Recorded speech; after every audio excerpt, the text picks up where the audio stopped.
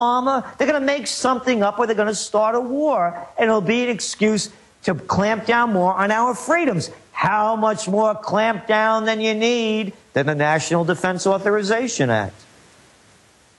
Well said. Thank you so much, Brian. Good questions. Anything else?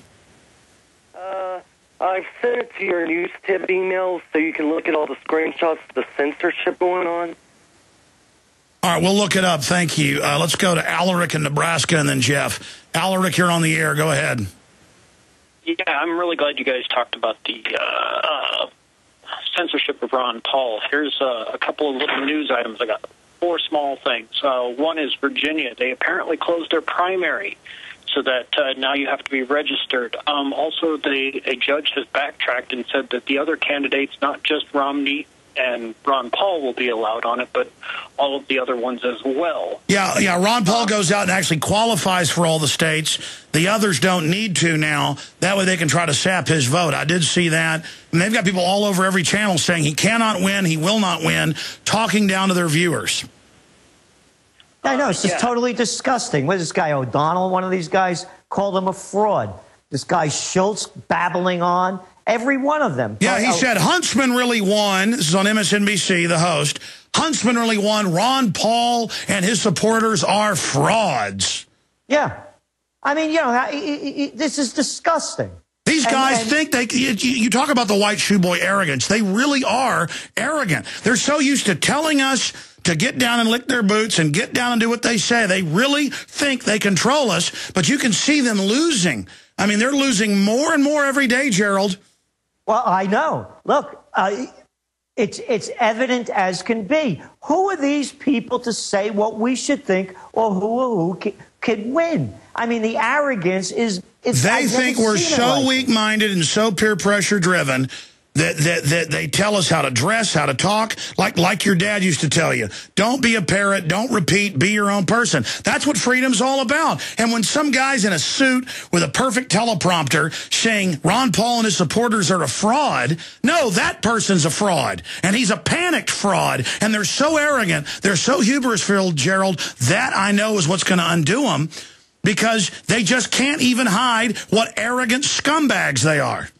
Yeah, exactly. And again, the future is ours to have. You look at a number of young people that are supporting Ron Paul. And there was a thing, I can't stand the Huffington Post. There was something in there yesterday about this woman writing about how the young people are supporting Ron Paul. In one illiterate sentence, one illiterate long sentence, she managed to knock him down 3 times, calling him crotchety, saying that he has to take a nap or he can't go on because he has to take a rest. I mean, a great-grandfather, one derogatory thing after another, and then finally saying that young people support him.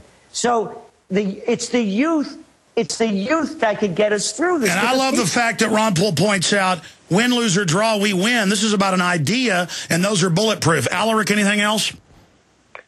Yeah, Florida looks like they're going to allow proportional delegates. So that if that is true, then Ron Paul may stand a chance to get delegates from Florida.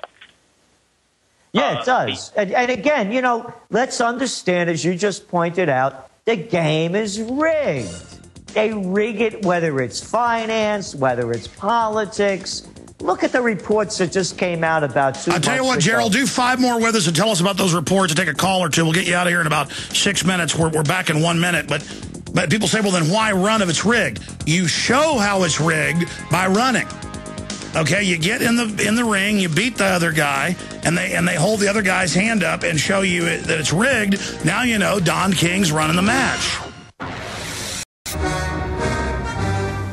All right, Gerald Celente, top trends forecaster. You got cut off by the break. You were starting to make a point.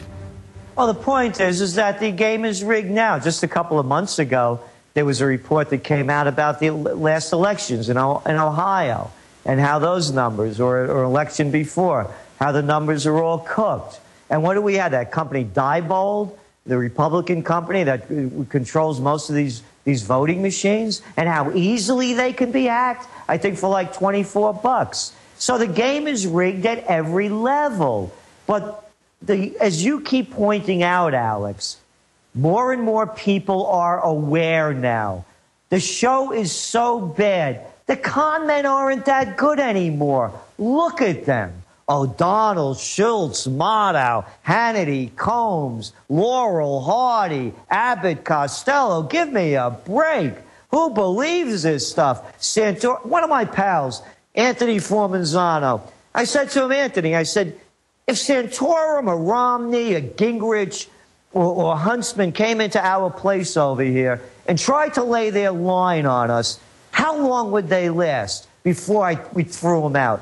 Anthony said, about 30 seconds. And then he said, maybe shorter. The only way these guys could get away with this crap is by having the presidential reality show stage set for them and a bunch of suck-up, bow-down prostitutes making them look good. No, they force feed us like geese or something. They force feed us their vomit so they can eat our livers later. Let's talk to Tim in Georgia. Tim, you're on the air with Gerald Celente. Last caller for Gerald. We'll get to everybody else with Bob Chapman. Go ahead, Tim. Yes, sir. How you doing today? Good. Welcome. Very well. Well, I come up with a name for the media. I come up with Babylonian, because that's all they do is babble. And they want to sell us on a slave-ridden empire. I like prostitute. I think it's one of the best ones out there. Propaganda media, dinosaur media is a term I've coined. But again, some people won't know what a prostitute is, understanding it's a prostitute. Gerald, what are some other names for the suck-up, mercenary, deceiver, Decepticon, liar media? I mean, just scam artists, hoax media? Yeah, I mean, these are people who have no self-respect. I mean, they're the same people in high school and college that were head of the school newspaper. And when they were sucking up to the principal or the dean, they're doing the same thing now with the president or the school. And by the way, you have that great Anthony Frida art of the prostitute. And we'll send you a prostitute T-shirt that he did. And it's really a brilliant one. Oh, can I buy a prostitute T-shirt at Trends Research? Well, I'm going to send one to you that he made up for us. But you have that one from one of our past Trends journals that he did. It's brilliant. And so all they are, these are people who have no self-respect. All this is, everybody should understand this. As I read before earlier about the financial end and how these Beltway circle jerk keeps congratulating themselves. It's high school. That's all it is. The people we hated in high school that wanted to be class president, head of the student council, there they are. Remember the guys that wanted to be the Eagle Scouts, then went on to ROTC? You even hear him talk about Petraeus, who's now head of the CIA, about how he has that Boy Scout charm. These guys are still playing the same game. And then you got the Hannitys, you got the O'Reillys, and the Chris Matthews. These are the altar boys. That's all they are. I knew them. And I was the only kid in Christ the King school that wasn't an altar boy because of guys like him. They love taking orders. And they like bowing down sometimes. All right. Listen, great job, Gerald. God bless you. We'll talk to you soon. We'll be right back with Bob Chapman. Got a few movie clips I want to play. Andy. Okay, this is going to be an absolutely jam-packed third hour today with Bob Chapman of theinternationalforecaster.com. If you're just joining us, I'm Alex Jones of Infowars.com. We're here Monday through Friday, 11 a.m. to 2 p.m. Central, 12 noon to 3 p.m. Eastern, obviously. And I come back live Sundays, and I'll be live this Sunday, 4 to 6 p.m. Central Time as well. Coming up, I want to go over the economic news that just confirms what Bob and others have broken down. They're now calling it the worst economic recovery since the Great Depression, and basically admitting it's a depression, but they won't call it that. We've also got ex-Israeli intelligence officer tells the Jerusalem Post that the U.S. will stage a Pearl Harbor attack against its own ships as a pretext for all-out war. And I've got a bunch of economic news I want to go over as well with Bob, like MF Global may not be able to pay clients back now. And the Drudge Report is linked to our cashless society. India implements first biometric ID program for all of its 1.2 billion residents. But Coming up, I have a clip from Vendetta that I want to play where they talk about government staging a false flag bio attack, which I believe is in the cards. And I've been saying this, of course, before that movie came out. I mean, it's very clear. You have the New York Times on Monday with the headline, Engineered Doomsday, where all over the country, the U.S. government funds in level 2 labs, what should be in level 4 labs, if anywhere, weaponized Ebola, bird flu, H1N1, mousepox. Some of these kill 99% of all humans they come in contact with and are airborne. So I want to play that clip coming up with Bob. But first, I wanted to play and then get Bob Chapman's take on this because, he grew up and saw all of this. The Andy Griffith Show from the 1950s that aired into the 1960s with all of its wholesome, pro-America, Constitution, Bill of Rights messages. And then compare this now where everything is an assault on the family, everything is how to teach your 2-year-old profanity, the F word during the family hour uttered by the baby. I saw that this week. It's like baby to utter the F word on network TV. Just all about making everything petty and arrested development and adults acting like children. I mean, imagine if in 50 years TV has turned into what it is now. What will it be like in 20 years?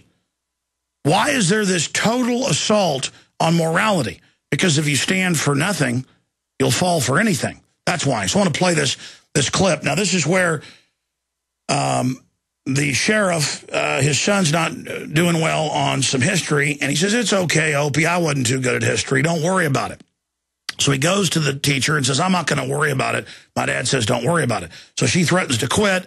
The kids run into the police station. Now you have to go through a naked body scanner, and because you're a terrorist. And they talk to the sheriff and say, gee, this is great. She doesn't, think she can teach us anymore. We're winning. And he gives them a little history lesson and tells them how informative and interesting history is. And they basically wake up to how amazing it is. So here's a few minutes of this clip. Well, then we'll get Bob Chapman's take on this on the other side. But this is from the episode of the Andy Griffin Show from the 1950s. This is one of the early ones titled Andy Griffith Discovers America. Here it is. Now, I wanted to play that. I appreciate Bob sitting while we did that. We're about to go to break, but I want to get his take on it. To illustrate, you wonder why Americans don't know why they're being enslaved. They were never taught it. Look at the messages in TV now. It's all anti-liberty, anti-family, anti-gun. Look at what the globalists have done to us by design to steal our birthright. Bob Chapman, your take on that clip. And the opposite of that is training us to be citizens of the world in a one-world government. And it, as pointed out earlier by yourself, Alex, it's the difference between pro-Americanism and morality. We're lacking a lot of that morality today, as we know. We see what goes on every day. And so, yes, there's been a process of brainwashing, and they'll try to continue it. And we have to inform people, and that's what we're doing, about what these people are up to, and that's what these programs are all about. Bob, I'm glad you're here. I want to get into the latest financial news and talk about what the new edition of the International Forecaster tomorrow is going to cover at theinternationalforecaster.com. When we come back, I want to first, because I heard a clip of you on another show doing this, but it didn't get into too much detail, areas that you've studied that you think are better than the U.S. outside the United States, because a lot of listeners ask me that, and I know you lived outside the United States for a very long time now because of globalist hunting Obi-Wan Kenobi around. And we'll get your take on that on the other side. Bob Chapman's our guest. Stay with us. We'll be right back. Let's go ahead and go back to Bob Chapman.